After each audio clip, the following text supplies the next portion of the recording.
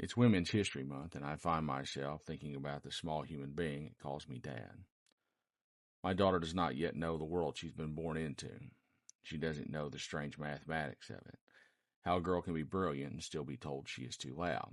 How a woman can be accomplished and still be asked who she belongs to.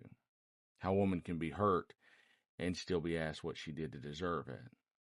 She doesn't know these things yet, and God willing, she will learn them slower than most.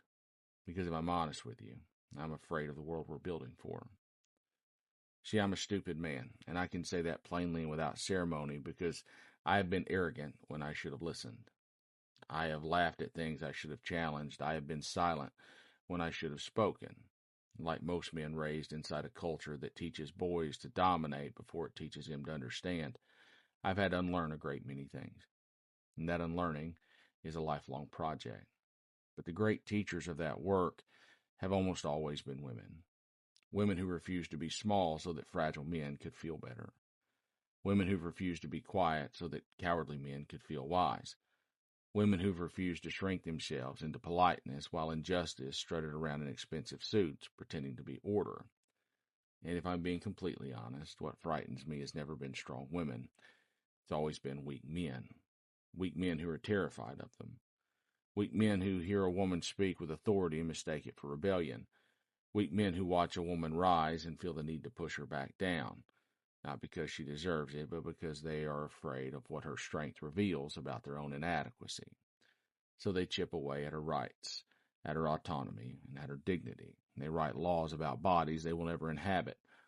They shout about morality they rarely practice, and they wrap their insecurity in scripture and patriotism and tradition like a cheap armor, hoping no one notices the cowardice underneath. And all the while they pretend that they are protecting something, but what they are protecting is their own fragility. I worry about my daughter because I know she will encounter these men. Men who believe her voice is a threat. Men who believe her independence is arrogance. Men who believe that her refusal to bend is somehow an insult to them. And I know this because every woman I have ever loved has told me their stories. Stories of harassment passed off as compliments. Stories of being talked over, talked down to, talked about instead of spoken with. Stories of brilliance dismissed, anger mocked, and ambition punished. Stories that would make any father want to pull the skin from their bones, crawl out of their own body, and burn the world down for a minute. But rage is not the inheritance I want to give her. I want to give her something stronger. I want to give her the lineage of women who refuse to be ruled by the small imaginations of small men. I want her to know that she walks in a line that stretches across centuries, a line that includes Mary Wollstonecraft, who dared to argue that women are not ornaments but thinkers, that the mind of a woman is not decorative accessory but a weapon against ignorance. One that includes Sojourner Truth, who stood before crowds that doubted her humanity and uttered a simple question that still rings through history. Ain't I a woman? A line that includes Emma Goldman, who refused to ask permission from power and instead kicked down its door with the audacity to say that freedom means nothing if it does not belong to women as well. One that includes Elizabeth Cady Stanton, who stood in rooms where women were expected to be quiet and instead rewrote the language of democracy to include the other half of the human race. And Gloria Steinem, who looked at a culture built on dismissing women and said plainly that this is not nature, this is power. And Bell Hooks, who taught us that feminism is not a war against men, but a revolution against domination itself. And a line that includes Annie Zonneveld, who reminds the world that faith and freedom are not enemies, that women do not need permission from patriarchs to claim both their voice and their soul. These women were not polite. They are not agreeable, and they are not convenient, and thank God for that. Because the world does not change when polite people ask nicely for justice. The world changes when women refuse to accept the terms written for them by men who are afraid of their power. So let me say something as a father speaking to the future. I am not raising a polite woman.